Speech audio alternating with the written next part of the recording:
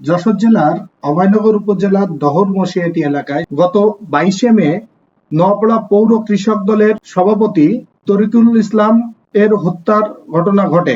তারই জেরে ১৪টি পরিবারের বাড়িঘরে অগ্নিসংযোগের ঘটনা ঘটে। অগ্নিকাণ্ডে ক্ষতিগ্রস্ত পরিবারকে সেনাবাহিনীর সহায়তা প্রদান করেছে।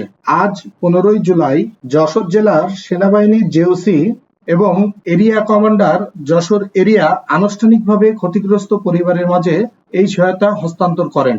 এ সময় উপস্থিত ছিলেন যশোর জেলার জেলা প্রশাসক, যশোরের পুলিশ সুপারের প্রতিনিধি, অভয়নগর উপজেলার ইউনো, অভয়নগর থানার ওসি সহ সেনাবাহিনীর ঊর্ধ্বতন কর্মকর্তারা।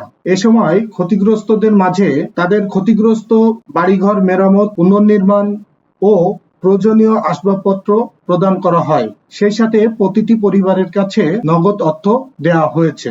এই সময় যশোর জেলার জেওসি বলেন, আমরা সবাই জানি যে আমরা কোন অবস্থার প্রেক্ষিতে আজকে আমরা এখানে উপস্থিত হয়েছি।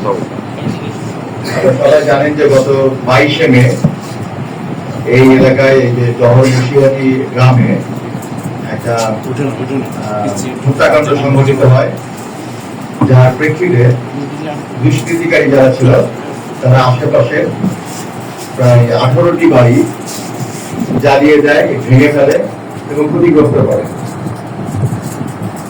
দুষ্কৃতিকারী যেই হোক তাকে আমরা দুষ্কৃতিকারী বলেই চিহ্নিত করব এবং যে কোনো হত্যাকাণ্ডই কোনোভাবেই কাম্য নয়। সেটার পাশাপাশি যে ঘরগুলো পুড়িয়ে দেওয়া হয়েছিল, যে ঘরগুলিকে ক্ষতিগ্রস্ত করা হয়েছিল, সেটাকে যারা ভুক্তভোগী যারা তাদের পাশে দাঁড়ানোর জন্য আমাদের অসামরিক প্রশাসন, জেলা প্রশাসক মহোদয়, উপজেলা প্রশাসন, অন্যান্য যারা ছিল তাৎক্ষণিকভাবে পাশে দাঁড়িয়েছে। আমরা যারা সেনাবাহিনীর লোক আপনারা সবাই জানেন, মুহূর্তে আমরাও মোতায়েন রয়েছি দেশের বিভিন্ন জায়গায়। সেই হিসাবে আমরাও আপনাদের পাশে দাঁড়ানোর চেষ্টা করেছি।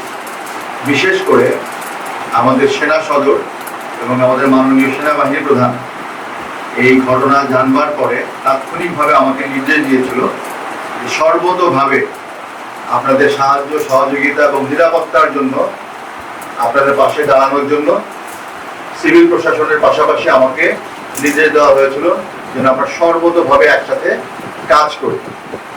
তারই প্রেক্ষিতে আমরা সিভিল প্রশাসন তো অনেক কাজ করেছে, তাদের পাশাপাশি এটা সম্পূর্ণ আমাদের সেনাবাহিনীর নিজস্ব উদ্যোগে, নিজস্ব অর্থায়নে আমরা আপনাদের বাড়িঘরগুলো ঠিক করে দেওয়ার পরিকল্পনা করি। এখানে আমরা যেটা করেছি, ইনিশিয়ালি আমাদের যে প্ল্যান ছিল যে আমরা খালি যতটুকু কুড়িয়েছি ততটুকু ঠিক করে দেব।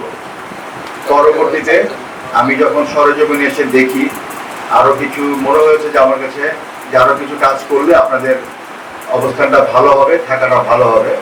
সেজন্য আমরা কোনো কোনো ক্ষেত্রে কারো ফ্লোর, জানালা, দরজা যেটা পোড়ানো হয় নাই বাট আমরা ফিল করেছি সেটা করেছি। এরপরেও যদি কিছু করার থাকে আমরা চেষ্টা করব যে আরো কিছু করা যায় কিনা, আমাদের যতটুকু সম্ভব আমরা সেটা করব। তো আপনারা অনেক কষ্ট করেছেন, আপনারা কষ্ট মূলত আপনারাই করেছেন, আমরা তো পাশে দাঁড়িয়েছি।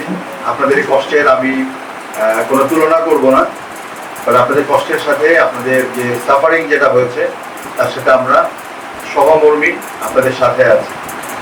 বাংলাদেশ সেনাবাহিনী সর্বতোভাবেই দেশ এবং দেশের মানুষের জন্য কাজ করে।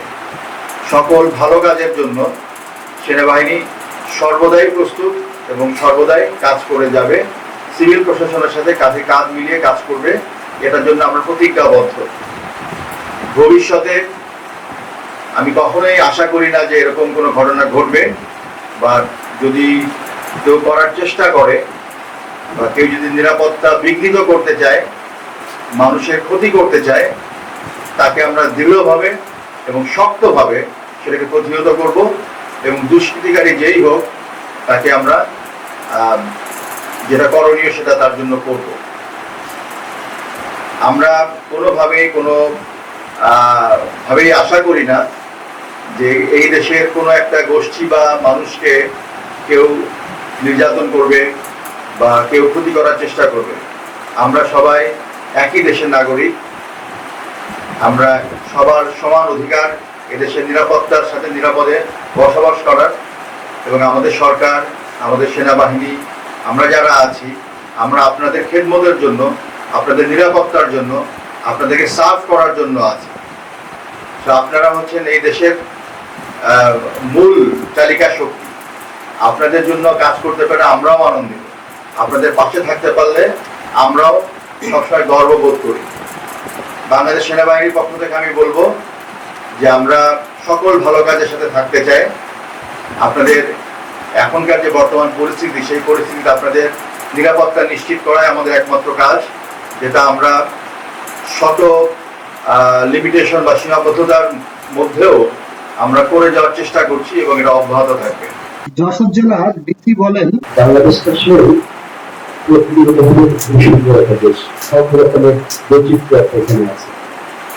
ঠিক মানুষের মধ্যে, ধর্মের মধ্যে, সংস্কৃতির মধ্যে কিন্তু সেই বৈচিত্র্যটা আছে, এবং এটাই বাংলাদেশের সবচেয়ে বড় সৌন্দর্য। আমরা হিন্দু, বৌদ্ধ, খ্রিস্টান, মুসলমান সব একসাথে বসবাস করি। সব ধর্মের মানুষ, সব ধর্মের মানুষ, সব মতের মানুষ একসাথে থাকে। কিন্তু 22 যে ঘটনা ঘটিয়েছে সেটা আসলে আমাদের যে সৌন্দর্য সম্পর্ক যেটা একটা ফাটল ধরার চেষ্টা করেছে। আমরা তাৎক্ষণিকভাবে কিন্তু এই ফাটলটা যেন বড় না হয়, এটা যেন ভেঙে না পড়ে, আমাদের এই সুন্দর জায়গাটা যেন নষ্ট না হয়, তাৎক্ষণিকভাবে কিন্তু জেলা প্রশাসন, পুলিশ প্রশাসন, বাংলাদেশ সেনাবাহিনীর পক্ষ থেকে আমরা সবাই একসাথে কিন্তু তাদের পাশে দাঁড়ানোর চেষ্টা করেছি। তো তাৎক্ষণিকভাবে যে প্রথম দিন থেকে আজ পর্যন্ত জেলা প্রশাসন, পুলিশ প্রশাসন, সেনাবাহিনীর পক্ষ থেকে যে সাপোর্ট গুলো করা হয়, পাশাপাশি করা হয়েছে, আমার কাছে মনে হয় যে আমরা যেভাবে এসেছি এটা থেকে তাদের মধ্যে একটা বড় ধরনের একটা শক্তি বা সাহস তৈরি হয়েছে। কিন্তু যে প্রমাণটা প্রথম দিকে কাজ করেছিল, আর্থিক ক্ষতির যে বা অন্য ক্ষতির যে মানসিক যে ক্ষতিটা হয়, এটাকে আসলে দেখা যায় না, কিন্তু এটাকে সামনে তোলার যে সময়টা, এটা একটা অনেক দীর্ঘ সময় লাগে।